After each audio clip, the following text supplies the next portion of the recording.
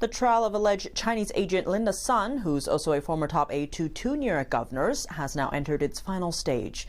After prosecutors finished their closing arguments on Wednesday, Linda Sun and her husband's lawyers turned the tables. They used this last chance to convince the jury that the couple is not guilty on all charges. How did the defense make their case? NTD's Flora Hua was there at the courthouse. Here's the story. The courtroom is filled with reporters and onlookers following this high-profile case. On Wednesday morning, Assistant District Attorney Alexander Solomon finished the prosecution's closing argument. He told the jury it's time to hold Linda Sun accountable, and the only verdict they should deliver is guilty on all charges. Between 2015 to 2023, Linda Sun was a key figure on the New York government's agenda on Asian communities, especially China's, given her Chinese background.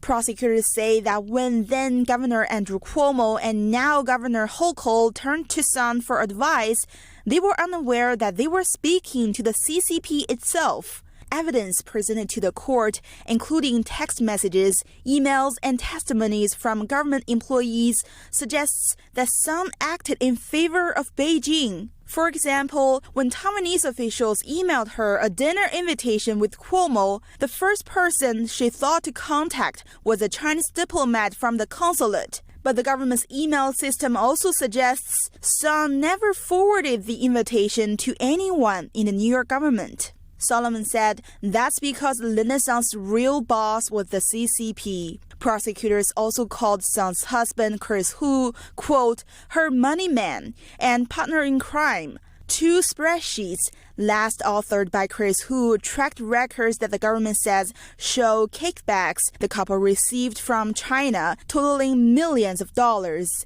The money allegedly came either from Chris Hu's business in China, which Chinese officials helped cultivate, or from state contracts that Linda Sun helped her relatives secure. The couple also allegedly used Sun's mother, Sun Meiping's credit cards and bank accounts to launder the money.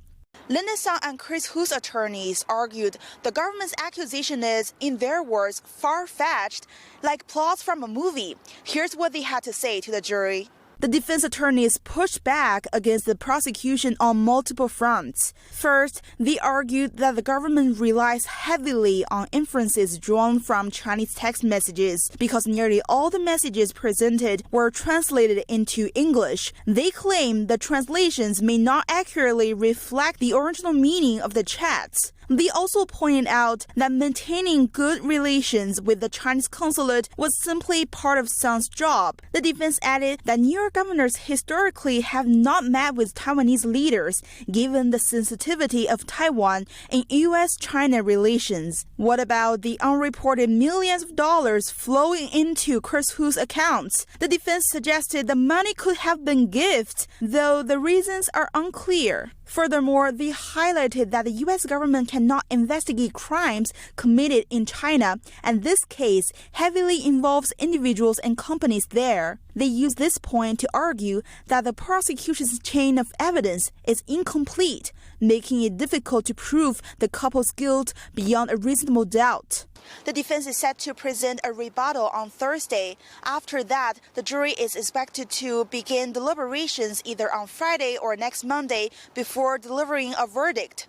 Reporting from Brooklyn, New York, Flora Hua, NTD News.